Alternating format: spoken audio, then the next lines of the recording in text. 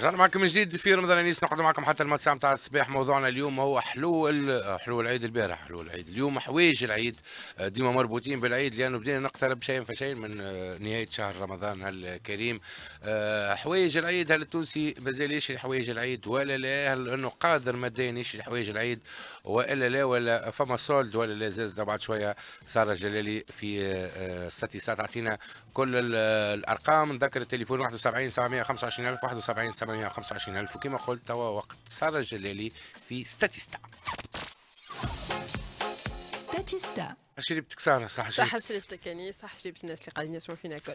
التونسي مازال يشري الحوايج العيد ولا لا؟ اي كما حكينا البارح على عوايد التوانسه في شارين الحلوى العيد.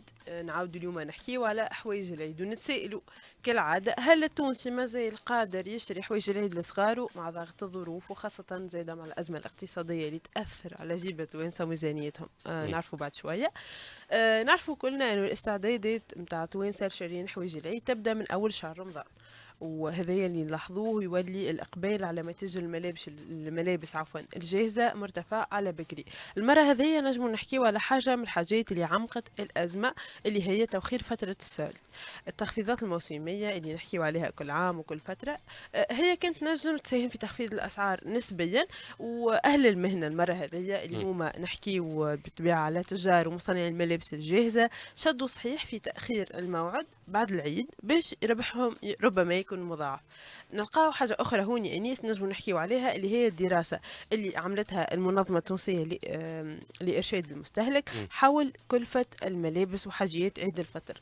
دونك الدراسة هذه شملت 75 محل، أبرزت نتائجها أنه اللباس يتكون من قطعتين وحذاء للبيبي في عمر الولادة حتى الأربع سنوات. يتراوح المعدل العام متاع السوم متاعو بين 138 دينار و 163 دينار، يعني هذا المعدل العام. واقصى سعر ينجم يوصل ل 282 دينار الواحد برك للواحد فقط. اي زاد عنا لبسة الاطفال من 5 ل 9 سنين، قطعتين بالطبيعة وحذاء. المعدل العام متاع سومها يكون بين 138 و 163 دينار، وتوصل أقصى حاجة ل 282 دينار.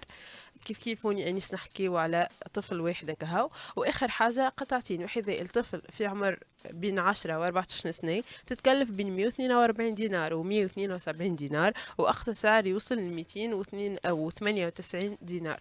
دونك في المناسبة ذي عمر ضيا رئيس منظمة الدفاع عن المستهلك يقول إنه أسهم الملابس نتاع العيد سجلت ارتفاع بأكثر من 15%، وهذه النسبة مقارنة بالعام اللي فات. كيف عمر ضيا يدعو ملابس سامحني يدعو تجار الملابس للتخفيض من هامش الربح قدر الامكان.